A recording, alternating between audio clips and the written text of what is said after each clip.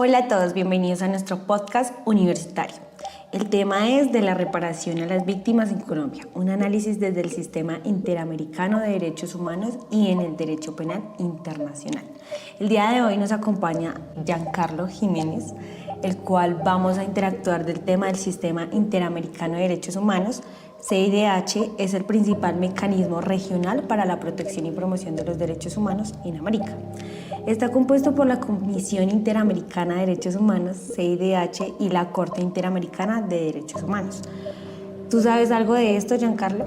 Hola Valentina, ¿cómo estás? No, la verdad no sé mucho del tema, me parece súper interesante. Quisiera saber un poco más qué es la CIDH. Claro que sí, te cuento. Es un órgano consultivo de la OEA que investiga denuncias de violaciones a los derechos humanos, elabora informes y recomendaciones y monitorea la situación de derechos humanos en los Estados miembros. ¿Y qué es la IDH? Bueno, este es un tribunal judicial que interpreta y aplica la Convención Americana sobre Derechos Humanos. Emite sentencias vinculantes en casos individuales y asesora a los estados en asuntos de derechos humanos. Por otro lado, quiero comentarte que una de las principales contribuciones del CIDH es su desarrollo de estándares jurisprudenciales en materia de reparación a las víctimas de violaciones a los derechos humanos. Esto es muy importante que lo sepas, ya que la Corte IDH ha establecido que los estados tienen la obligación de reparar integralmente a las víctimas, incluyendo medidas de restricción, rehabilitación, satisfacción y garantías de no repetición.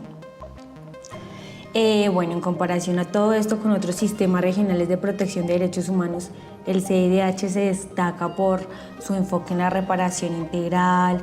La Corte IDH ha desarrollado como una jurisprudencia rica y detallada sobre los diferentes tipos de reparación y sus modalidades. Por otro lado, su carácter vinculante, como las sentencias de la Corte de IDH, son obligatorias para los estados parte, lo que le otorga un mayor poder para garantizar el cumplimiento de los derechos humanos. Pero en resumen, ¿qué es el CIDH? Es un mecanismo fundamental para la protección de los derechos humanos en América y su jurisprudencia ha tenido un impacto significativo en toda la región. Adicionalmente, complementariedad con el sistema nacional. Como la Corte IDH ha establecido claramente que su función no es reemplazar a los sistemas judiciales nacionales, sino que son complementarlos como tal. Esto significa que los estados tienen la primera responsabilidad de garantizar los derechos humanos de sus ciudadanos y de investigar y sancionar las violaciones que ocurren en su territorio. O sea, ellos tienen que reparar.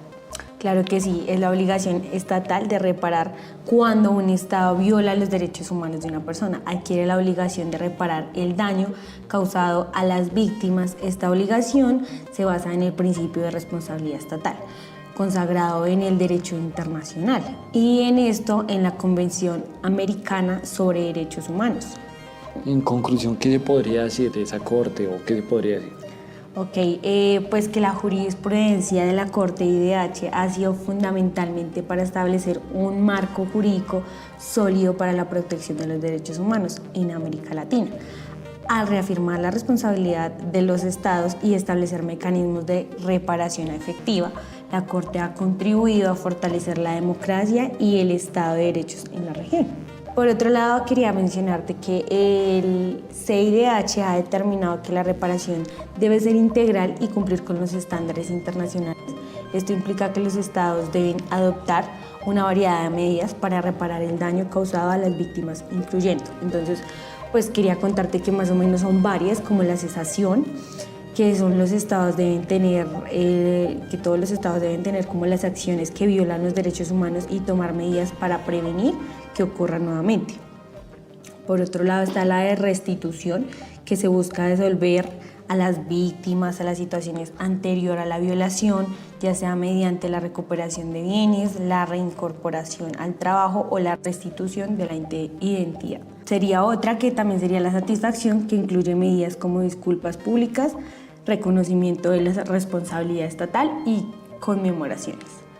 O, por ejemplo, como las que hay actualmente, que son las garantías de no repetición. Se implementan medidas para evitar que hechos similares vuelvan a ocurrir, o como reformas legislativas, capacitación y creación de mecanismos de investigación. Oye, Valentina, qué chévere, me encantó. Suena súper interesante y he aprendido mucho. Me alegra. Eso era lo importante el día de hoy.